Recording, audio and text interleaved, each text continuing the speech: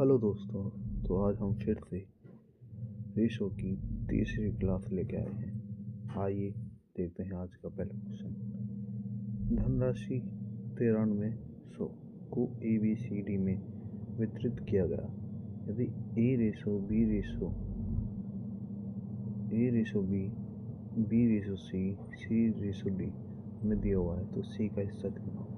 देखिए कैसे करेंगे। तो पहले हम चारों का रेशो निकालेंगे। ठीक है, A ratio B C ratio D। तो निकालिए 1 2 3 4 5 6। तो यहाँ 5 लिख देंगे, यहाँ भी 5 लिख देंगे, यहाँ 3, यहाँ 4, यहाँ 2, यहाँ 2। इन्हें गुणा करेंगे। देखिए 1 15, यह आएगा 30, यह आएगा 20 दूनी 40 और ये आएगा 24 दूनी 48। और देखिए हमें किसका हिस्सा निकालना है, सी का। तो सी कितना है 40। 40 का मल्टीप्लाई होगा, 40 का मल्टीप्लाई सारे हैं। तो हम क्या करेंगे, पहले इन्हें जोड़ेंगे। ये जो रेशो आई है तो इन्हें जोड़ेंगे तो क्या बनेगा, देखो 15 और 30 45, 48 और 40 88। अब इन्हें जोड़ेंगे 8 5 13 का 1, फिर 133 बन गया। यहाँ पे कितना है 393। तो इसे रफ कर देते हैं एक बार यहाँ पे। तो हम 133 को बराबर लिख सकते हैं 9300। अब 133 से इसे काटेंगे तो कितने बार पे कटेगा, 7 बार पे कट जाएगा। 7 या 21 हासिल 2, 7 या 21 2 23 हासिल 2 और 7 एकम 7 2 9। तो ये कट गया, यहाँ जाएगा 7 या 7 से कट गया था ना ये, तो 700 ये हो गया। अब 700 आ रहा हमारा, हमें सी का निकालना था। सी कितना है 40, तो 40 को गुणा करेंगे 700 तो ये आएगा 28,000। Option number B is correct. तो अगले क्वेश्चन में क्या है, रोहन के द्वारा अंग्रेजी में प्राप्त किए गए अंक विज्ञान में प्राप्त किए गए अंक से 2 गुने हैं। देखिए अंग्रेजी को ई लिख सकते हैं और विज्ञान को साइंस। ठीक है, ऐसे लिख दिया। तो विज्ञान में प्राप्त किए गए अंक से 2 गुने हैं। मतलब अगर विज्ञान में हमें 1 मिला है तो ये मानिए कि इंग्लिश में 2। ठीक है, अब क्या कह रहा है, अंग्रेजी विज्ञान और गणित में 126 अंक मिले हैं। ठीक है, और अंग्रेजी और गणित में प्राप्त अंक का अनुपात, इनका अनुपात दिया हुआ है अंग्रेजी और गणित में। तो इधर लिखेंगे हम, क्योंकि इंग्लिश है ना, तो मैथ्स। तो अंग्रेजी में हमें 2 दिए हुए हैं और गणित में हमें 3। तो ये तो सिंपल है, इसका तो रेशो हो जाएगा 3:2 1। तो इनका इसको कितने अंक मिले हैं, यहाँ से 6 और वहाँ 126। तो हमसे क्या पूछा है देखते हैं। रोहन ने अंग्रेजी में कितने अंक प्राप्त किए, मतलब 2 का मान पूछ रहे थे। 21 नहीं होगा, 43 नहीं होगा, 42 और 20 में से 1 होगा। ठीक है, तो 6 से काटेंगे तो क्या आएगा 21, और इंग्लिश का पूछा है तो क्या आएगा 2 से गुणा कर देंगे तो आएगा आंसर हमारा 42। Option number B is correct option. तो अगला क्वेश्चन क्या कह रहा है, किसी लाइब्रेरी में गणित, भौतिकी और रसायन में पुस्तकों की संख्या का अनुपात 8:5:9 है। यदि इन पुस्तकों की संख्या को 10%, 5% और 5% बढ़ाया जाए तो वर्तमान में संख्या कितनी होगी पुस्तकों की। ठीक है, तो क्या करेंगे, पहले लिखेंगे हम यहाँ पे मैथ्स, फिजिक्स और केमिस्ट्री। तो यहाँ रेशो दी हुई है 8 5 और 9। अब देखिए यहाँ पे अपने परसेंटेज निकालने तो हम क्या करेंगे, 2 जीरो अपनी तरफ से लगा देंगे, 1 2 1 2 1 2, कोई फ़र्क नहीं पड़ेगा। अब 800 का 10% कितना होता है, ये हो जाएगा 880।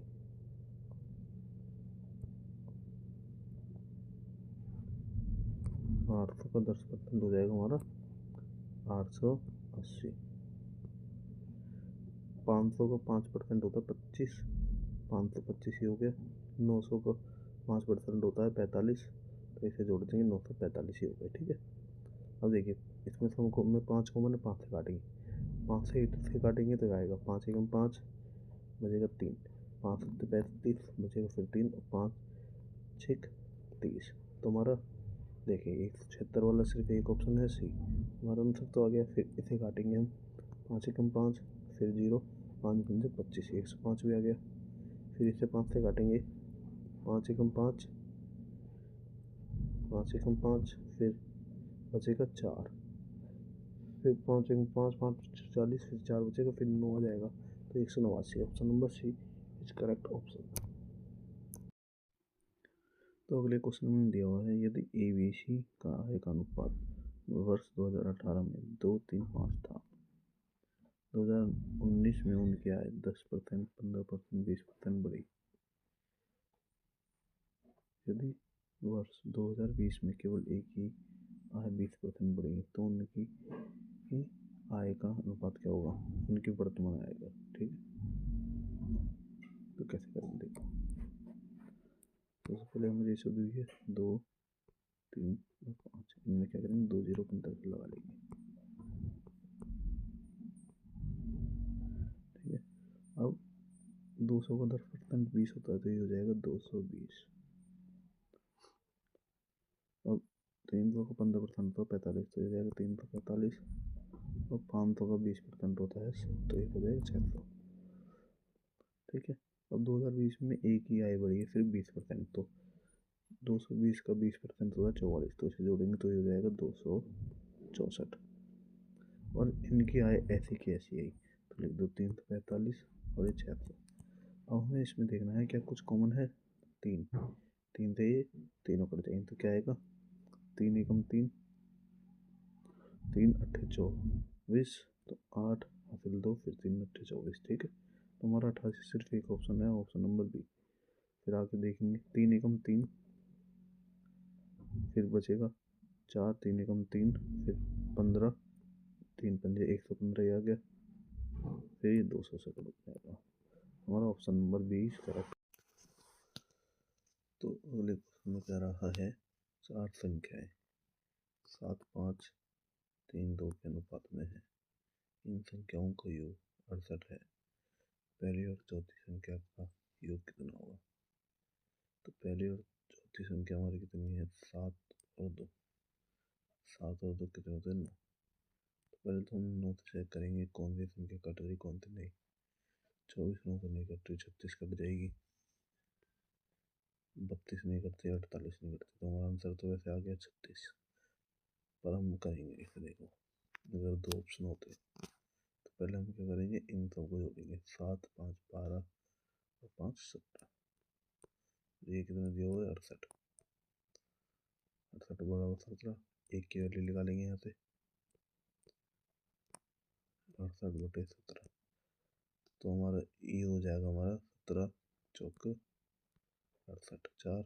अब हमें 9 की वैल्यू निकालनी है क्योंकि पहली और चौथी की निकालनी थी, पहली और चौथी में 9 है, तो इस 4 में 9 की गुणा कर देंगे तो आ जाएगा हमारा 36, ऑप्शन नंबर बी।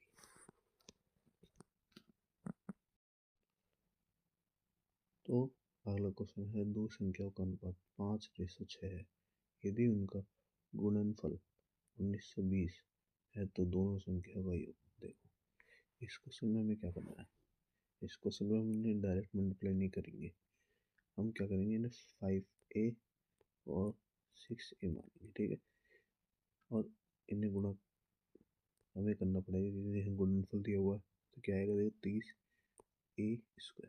हमने यहाँ पे a इसलिए माना है क्योंकि यहाँ पे a² आता, अगर हमें जोड़ना होता तो हमें a लेने की कोई ज़रूरत नहीं थी। 30² किसके बराबर देगा 30a² 1920 के, यहाँ से a की वैल्यू निकाल लेंगे 1920 बटे 30, तो 3 6 18 और 3 चौक 12, तो 64 आ गया। और a की वैल्यू क्या आ जाएगी यहाँ पे, ये आ जाएगी हमारी 8। और अब क्या करेंगे यहाँ पे हम a की वैल्यू पुट कर देंगे 8 पंजे 40 और ये 48। अब हम क्या करेंगे इनका योग पूछे में जोड़ देंगे तो क्या आएगा हमारा 88, ऑप्शन नंबर सी। अगले क्वेश्चन में दिया हुआ है दो संख्याओं का अनुपात 3:1 है। उन संख्याओं के वर्गों का योग 810 है। संख्या का योग कितना होगा? देखो, हम इन संख्या को 3a और 1a मानेंगे, ठीक है। 3a का स्क्वायर 9a स्क्वायर हो जाएगा और 1a का स्क्वायर कितना होगा? 1a, मतलब a स्क्वायर। अब क्या करेंगे? इन जोड़ेंगे तो ये क्या बन जाएगा? 10 स्क्वायर। और यहाँ पे 810, ए की वैल्यू आएगी हमारी 81, ए स्क्वायर की वैल्यू आएगी 81, तो ए की वैल्यू क्या आ जाएगी? 9, ठीक है। अब क्या करना है? संख्याओं का योग, मतलब इस 4 का हमें योग निकालना है और 4 में हम 9 के गुणा कर देंगे तो क्या आएगा? 36। Option number A. तो अगला क्वेश्चन 32 में क्या कह रहा है? 3 संख्याओं का अनुपात 3, 5, 7 है। उनके वर्गों का योग 1328 है। इन तीनों संख्याओं में सबसे बड़ी संख्या, तो सबसे बड़ी देखो 7 है, तो हमारा 7 का मल्टीपल होगा। 16 नहीं आता, 20 नहीं आता, 28 आता है। 28 हमारा आंसर हो जाएगा, 12 भी नहीं आता, ठीक है। कैसे करेंगे? देखो, 3 को हम 3a माने, 5 को 5a और 7 को 7a। इनका स्क्वायर बोला हमें करने के लिए, तो 9a square plus 25a square plus 49 ए स्क्वायर, ठीक है। अब क्या करेंगे? इन तीनों को जोड़ेंगे तो क्या? 9, 25, 34 और 49 जाएगा 83 ए स्क्वायर। ये बराबर किसके है? 1328। अब 83 से काटेंगे तो क्या आएगा? ए की स्क्वायर, ए स्क्वायर की वैल्यू आ जाएगी। वहाँ से हम स्क्वायर रूट करके ए की वैल्यू निकालेंगे। 83 से काटेंगे, 83 कम 83 बचेगा कितना? 4, 9, 49, तो ये जाएगा 498, 83 3, 6, 18, 18 का 8 एक हासिल और 6, 48 और 1 49, तो 6 में पूरा कट जाएगा, ठीक है। तो आएगा 16 और यहाँ से ए की वैल्यू क्या आ जाएगी? 4, 4 आ गई। अब हम यहाँ पे 7 में जो है ए की वैल्यू की गुणा कर देंगे तो हमारा 7 चौक 28 आंसर आ जाएगा। तो क्वेश्चन नंबर 33 में कह रहा है 3 संख्याएं 4, 5, 6 के अनुपात में है। यदि सबसे बड़ी संख्या और सबसे छोटी संख्या का योग 6000 है तो सबसे बड़ी और सबसे छोटी संख्या का अंतर कितना है?